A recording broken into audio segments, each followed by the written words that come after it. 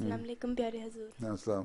حضور میرا کویشچن ہے کہ آج کل دنیا کے حالات بہت خراب ہیں، کیا کہ چانس ہے کہ World War 3 ٹل جائے؟ ٹل جائے؟ دعا کرو ٹل جائے گی تو پھر کچھ سالوں بعد دوبارہ ہو جائے گی. اول تو ہو ہی رہی ہے، تھوڑی تھوڑی لو اسکیل پہ تو ہو ہی رہی ہے نا. ٹھیک ہے، جی. چھوٹے اسکیل پہ تو ہو رہی ہے جنگ. ورلڈ وار جنگ مڑ لڑ رہی ہیں، ترکی، سیریا، کردش، امریکن، رشین، عراق ہیں، یہ جو ایسٹرن یورپ میں ہے ملک جہاں جہاز بھی گرا تھا رشیا کا، جہاں ملیشین ایئر لائن کا، یوکرائن ہیں.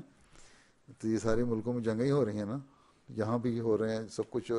اب داعش والے گھس کے یورپین آ رہے ہیں، تو یہ اس کا کیا نتیجہ نکل رہا ہے؟ اس کا نتیجہ نکل رہا ہے کہ امریکہ بھی حملے کر رہا ہے عراق پہ، وہاں بھی کر رہا ہے. وہ تو لیبیا ہیں، یمن، سعودی عرب، سارے انوالو ہیں.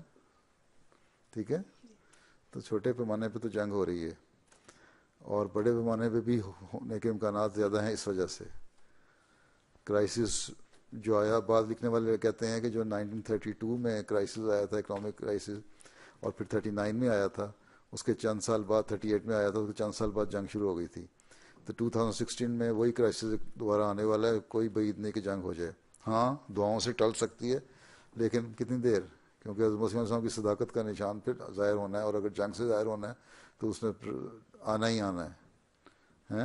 یہ خدائی وعدے ہیں، وہ ٹل نہیں سکتے. اس لیے اس نے فرمایا کہ ایشیا تو بھی محفوظ نہیں ہے، یورپ کے رہنے والا تم بھی محفوظ نہیں، امریکہ تم محفوظ نہیں، جزائر کے رہنے والے بھی محفوظ نہیں. اس لیے اللہ تعالیٰ کی جب چلنی ہے نا لاٹھی، تو پھر اڑاتے جانا ہر ایک کو.